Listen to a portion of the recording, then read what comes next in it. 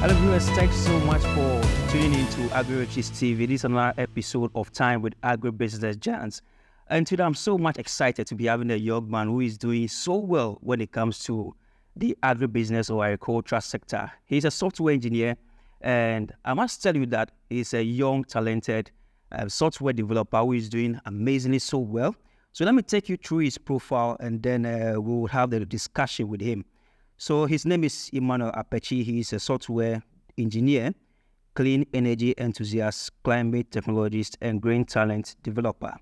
He founded the Africa Youth Network for Agricultural Technology, which is a non-profit organization that leverages technology to provide and train people on using clean and affordable energy. And one amazing fact about him is that he has launched or developed an AI called Sisu, and this was selected at the African Intelligence for Development Africa Conference. And this AI aims to tackle climate and sustainability efficiently. So it's really doing well. And one fact about this AI is that it is also responsible, or it is also targeted at reimagining carbon accounting in agriculture and agribusiness or in businesses. So I'll be speaking with Emmanuel Apetsi, and this is Time with Agribusiness Giants, a program that is being sponsored by TIAS Group and KAIST. TIAS is an agribusiness company that is offering investors with 80% financial support for all who want to own an agro-processing factory. So you only need to invest only 20%. And they are also having the technical support where they design, manufacture, and install all machinery for the processing line. The last one they also do is that they also provide off-take services for their clients. So you can call TIAS Group on 020-475-8888. And we are also proudly sponsored by KAIST. KAIST is spelled C-A-I-S-T-T. And for that one, if you're an agribusiness and you want your product to be well marketed on the Asian market, KAIST is the best app for you. So you just go to Google Play Store or the Android, the App Store. So either Google Play Store or the App Store, and then type CAISTT and then download and follow the prompts, and your business will be marketed on the Asian market. So my name is Prince Opokudogbe. We'll go for a short break. When we come back, I'll be speaking to Mr. Emmanuel Apetsi, the software engineer who is doing amazingly well in the agribusiness sector. Stay tuned, right back. Want to own an agro-processing factory, but held by financial and technical challenges? TIAST got you covered. We assured of 80% financial support. You only need an investment of 20%. Aside that, you get technical support, ranging from machine design, manufacturing to installation, with a guaranteed off-take support. Own a factory today. TIAST Group, more value for agriculture. All right, so welcome back from the short commercial break, and thanks for staying with us on AgriRiches TV. This the Time with Agribusiness Giants, and my agribusiness giant today is a young person, as I introduced in the introduction, and he is Mr. Emmanuel Apetsi. He's sitting right beside me. Mr. Apetsi, or let me call you Ma. Yes. Yeah, you are doing amazingly so well. Thank you. And thanks for joining us on AgriRiches TV. All right. All right. So tell us, what motivated you to become a software engineer, and then also to venture into solving agribusiness, providing solutions for the agricultural sector and all that? What motivated you as a young person? Growing up as a young boy, I, for one, had my formative years in Accra. Okay. From primary, from even nursery to SHS and then to masters at the university level. But it happened that one day, I think that was junior high school, and we were in class enjoying school, and then one of our lecturers or teachers came to class and was updating us on some project that he was personally working on. Okay.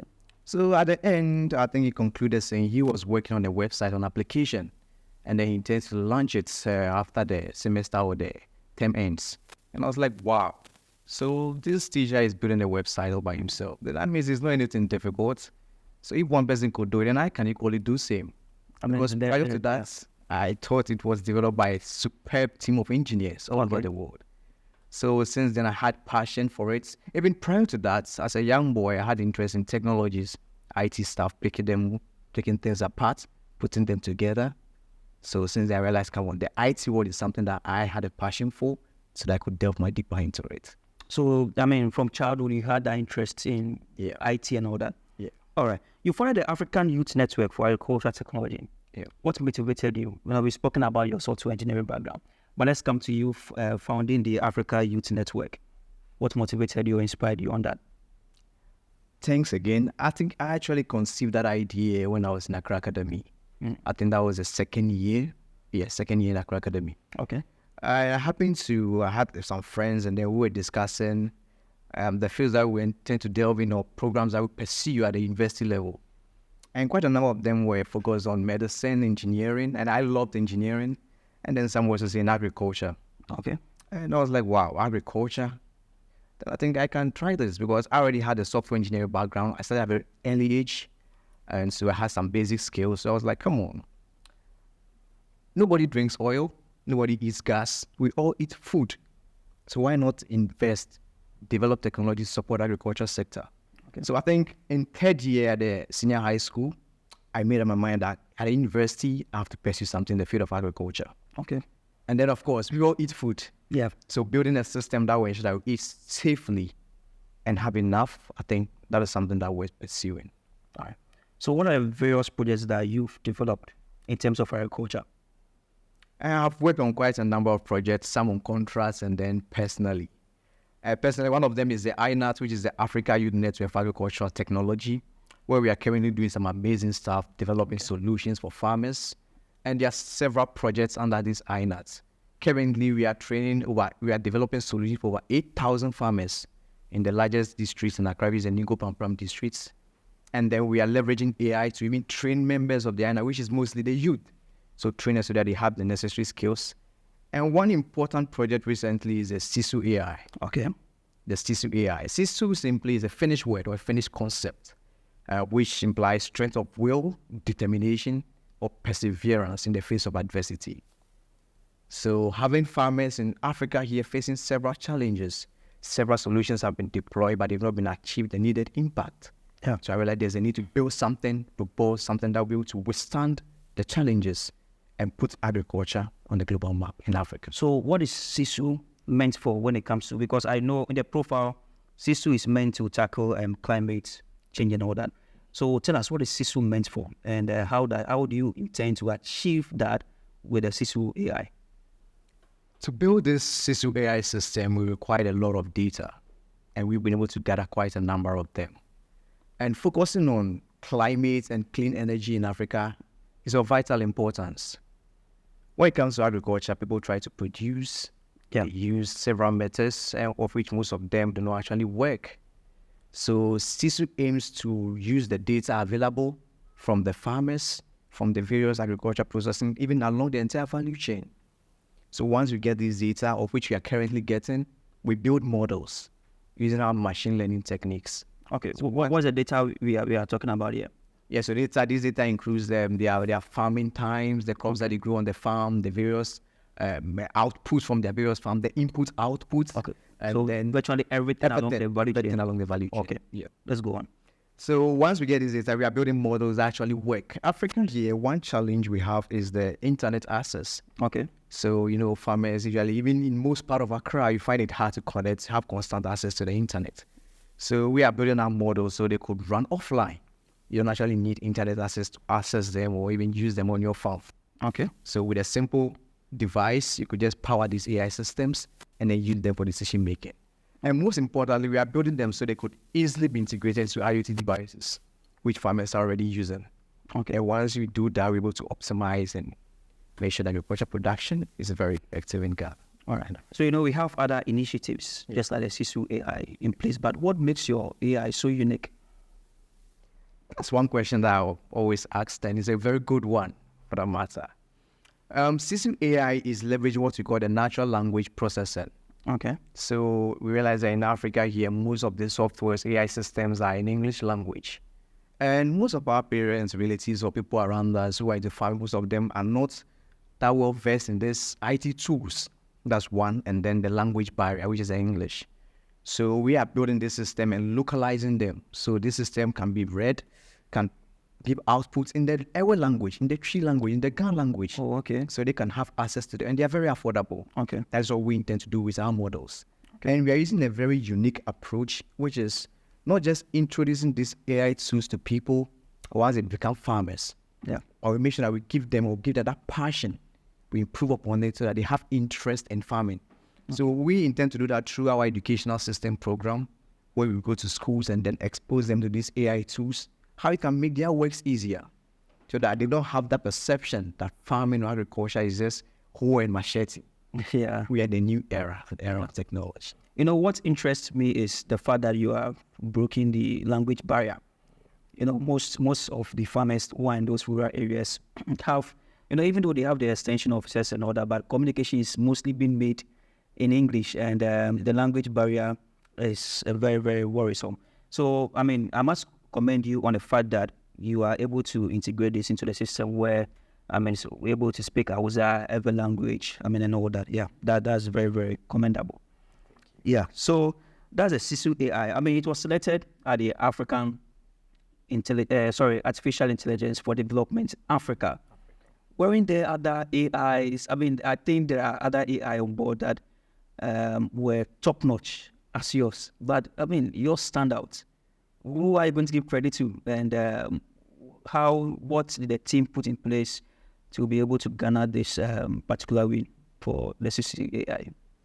I believe teamwork makes the dream work. So having an amazing team was also a contributing factor. And you know, for everything is God. Yeah. With God, all things are possible. And most importantly, too, I think my dad has been very instrumental in most of the things, like most of the tech stuff. Okay. I think he believed in it when no one else did. Yeah. He foresaw the vision that this is a future worth pursuing. Okay. So I thank him once again. And then most importantly was the program of the workshop. Actually, this Sisu AI initiative was selected by one of the funders. I think we're given opportunity to talk to most of the funders and then pitch our ideas to them. And that funder was really blown away, looking at things that we are doing. And then he also had that focus, that initiative to build something like that or invest in something like that. So that also in tech? No, he's not into tech. Oh, okay. Yeah, he's a contractor. Okay. So he's into the engineering. He's a kind of engineering yeah. as well. Yeah. So it's been an amazing thing. And then not just this AI, a couple of small other ones too were. Wow. I think one is tackling mental health, men's mental health. Oh, okay. When it comes to Africa here, you realize that the rates, even not just Africa, but the global world, the rate at which men die is kind of alarming recently. I mean, all the focus is on women. Yeah. So it's that time we prioritize that. So we are focusing on that using AI. So most importantly for farmers as well. Okay. They grow crops, they lose everything. And then people always think about just the loss on the farm. By psychologically. Yeah. They are being disturbed. So we are also leveraging this AI to make sure we come up with solutions that will help remedy the situation. Okay. So let's do a focus here in the next 5 years to come or next 10 years to come. What are your hopes and aspirations? What do you want to see doing with Sisu AI? I aim to see Sisu AI everywhere, penetrating most sectors. We are currently working on building a very unique universal AI system, which we've codenamed Roseanne. Roseanne. Okay. It's kind of has a feminine name, Roseanne. Yeah. So this Roseanne AI will be integrated into most sectors, most importantly the agriculture sector. Okay. So it's a subsidiary under the Sisu AI, and it will be a virtual farm assistant to farmers and people in all our sectors. So we are trying to bridge that gap where we tend to see agriculture as a completely separate entity.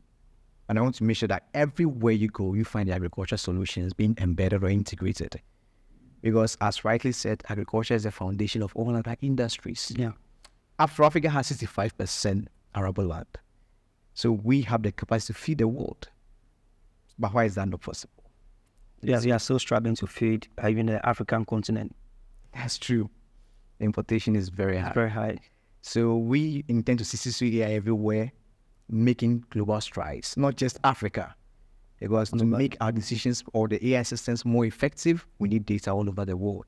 Okay. Because as there's a theory which the butterfly, I think is it the butterfly chaos theory, where a small action at one part of the world will lead to central action or will set in motion cascading events at other parts of the world. So with focus on climate change, clean technology, we believe in collaborative efforts. Yeah. I mean, it's quite commendable to see young talents like you, innovators, shaping the agricultural sector. So this is still time with Agribusiness Giants, and I'll be speaking to Mr. Emmanuel Apetsi. He is a software engineer clean energy enthusiast, and he's a climate technologist as well and green talent developer. And he founded the Africa Youth Network for Agricultural Technology, and it leverages technology to provide and train people on using clean and affordable energy. So we're going for a short break. When we come back, we will look at the role of young innovators like him in agriculture and why the need for young innovators across the world to also embrace agriculture and then also develop things or app or AI as Mr. Emmanuel Apetsi is doing in the agribusiness sector. Stay tuned. We'll be right back. Want to own an agro-processing factory, but held by financial and technical challenges? TIAST got you covered. We assured of 80% financial support. You only need an investment of 20%. Aside that, you get technical support, ranging from machine design, manufacturing to installation, with a guaranteed offtake support. Own a factory today. TIAST Group, more value for agriculture. All right, so welcome back from the short commercial break. This is still time with the Agribusiness Giant, and we are proudly sponsored by TIAST Group and KAIST. TIAST information is below the screen. You can call them on 020-475-8888, and they are always ready to provide you with financial support, technical support, as well as offtake support for you to own an agro-processing factory like cassava starch processing factory or a rubber processing factory. So, Ima, let's continue. All right. Now, young innovators in the banking sector, in the health sector, who are doing, even the transport sector, they are doing amazingly so well. But, as you rightly said, we need a lot of innovation to be able to feed the world. By 2050, we know that the population globally is going to double. Yeah. All right. And we need more of these innovations to spare agricultural productivity. So to you, what should we be doing as young innovators? You are doing something, but somewhere who could actually contribute to that, but are not, using the expertise to benefit the sector. So what do you have to say to them?